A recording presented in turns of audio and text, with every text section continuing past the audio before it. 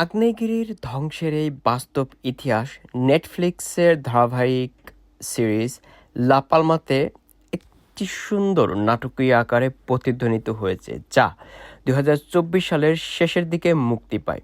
যদিও বা আমি এই সিরিজটি পুরো মন দিয়ে দেখেছি এবং আমার খুবই ভালো লেগেছে। যদিও গল্পটি ছোট আর ভূতাত্ত্বিকভাবে বেশ সক্রিয় প্রতিবেশী দ্বীপ লা পালমাকে কেন্দ্র করে করা হয়েছে, ধারাবাহিকটি পুরো ক্যানারি আইল্যান্ডের মধ্যে বিদ্যমান ভূতাত্ত্বিক উদ্বেগগুলোর পর্দায় খুব সুন্দর করে ফুটিয়ে তোলা হয়েছে। এটি একটি কাল্পনিক দুর্যোগ থ্রিলার। লা পালমার 2021 সালের কুমব্রে ভিয়েহা আগ্নেয়গিরির বাস্তব আগ্নেয়পথ ছিল। মুভি থেকে বাস্তবে ঘুরতে আসা তানারিপের গল্প বলবো, সাথেই থাকবেন। Good morning everyone. It's early morning. ঘুম থেকে তাড়াতাড়ি উঠে যেতে হয়েছে কারণ ভলকানো ডায়েরিতে যাব, যে কারণে আসলে তানারিফে আসা। আর মুভিটার উদ্দেশ্য হচ্ছে সেই যেখান থেকে ভলকানোটা উৎপত্তি হয়েছিল। সো পিক আপ এবং ড্রপ আপ দুটা আমি প্যাকেজ হিসেবেই নিয়েছি, কারণ এখান থেকে অনেক দূর। আর আর আসলে এখানে এনাফ বাস শিডিউল নাই, যে কারণে আসলে আমার এই এক্সট্রা খরচ দিয়ে নিতে হয়েছে। ওভারঅল আমাকে 85 ইউরো স্পেন্ড করতে হচ্ছে, রিটার্ন সহ, কেবল কার সহ, মিউজিয়াম সহ সব কিছু ইনক্লুডেড। সো চলেন। সকাল 7টা বাজে বাস, আর নির্দিষ্ট একটা মিটিং পয়েন্ট আসলে ভলকানোর যে অফিসটা আছে, অফিসের থেকে জাস্ট 4-5 মিনিটস ওয়াকিং। আমি দাঁড়িয়ে আছি, বাস অলমোস্ট চলে আসছে।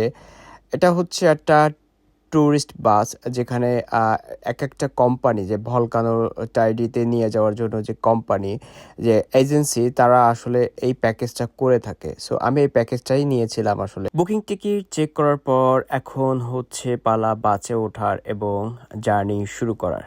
আমি অলরেডি আমার টিকিট শো করেছি, যেহেতু অনলাইনে করেছিলাম। আমার মোবাইলেই ছিল টিকিট এবং বারকোড ছিল। সো দেখতেই পাচ্ছেন কত সুন্দর বাসটা।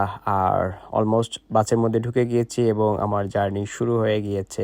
1706 সালের গারাচিকোর সেই আগ্নেয়গিরির কথা যদি বলি, অসংখ্য বাড়িঘর আর চাষের জমি ধ্বংস হয়েছিল, কিন্তু সৌভাগ্যক্রমে সেখানেও কেউ মৃত্যুবরণ করেনি। তবে লা পালমা ধারাবাহিক অনেক ভয়াবহ ও কাল্পনিকভাবে অনেক কিছু উপাদান যোগ করে করা হয়েছে।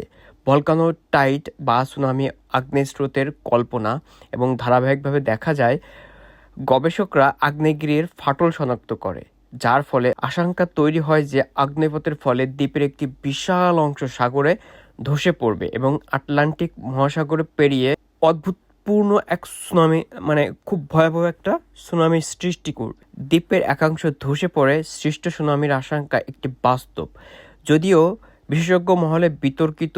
বৈজ্ঞানিক কয়েক দশক ধরে এটি নিয়ে বেশ গবেষণা চলতেছিল, যা ধারাবাহিকের ভিত্তিতে মানে একটা মানুষের মধ্যে যে ভীতিকর বাস্তবের কাছাকাছি এনে দিয়েছে। যদিও 1706 সালে টেনারিফের আগ্নেয়পথে তেমন ভূমিধস ঘটেনি, সমসাময়িক জানা যায় যে যে ওই ঘটনার সময় স্থানীয় সুনামিও দেখা গিয়েছিল। এই জার্নির মাঝে মাঝে হঠাৎ করেই বাস থামিয়ে আসলে আমাদের ছবি তোলার জন্য এবং ভলকানো খুব কাছ থেকে দেখার জন্য আসলে আমাদের 20 মিনিট একটা ব্রেক দেয়।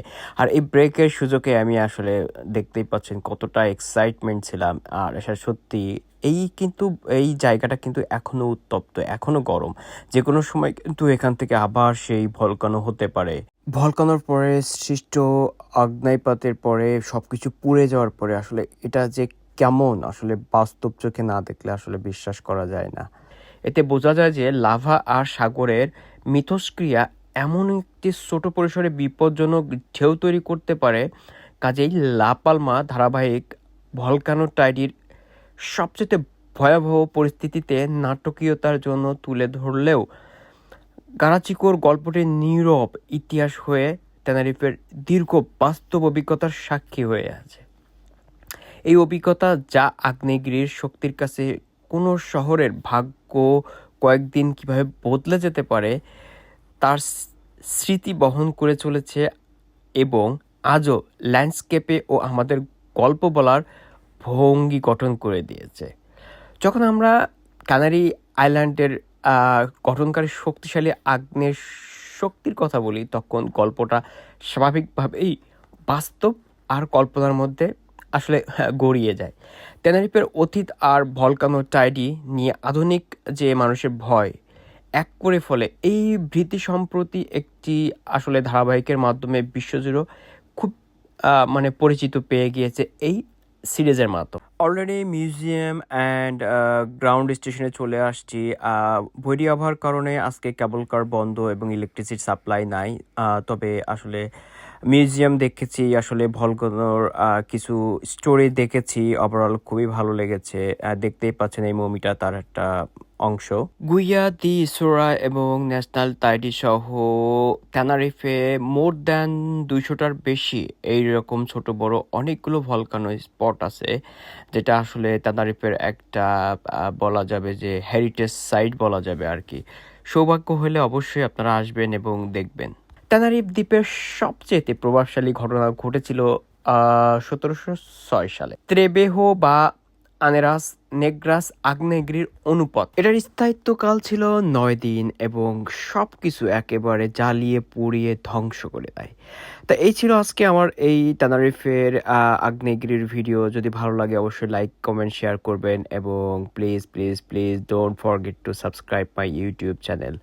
দেখা হবে নতুন আরও অনেক ভিডিও নিয়ে। Thank you very much, bye by.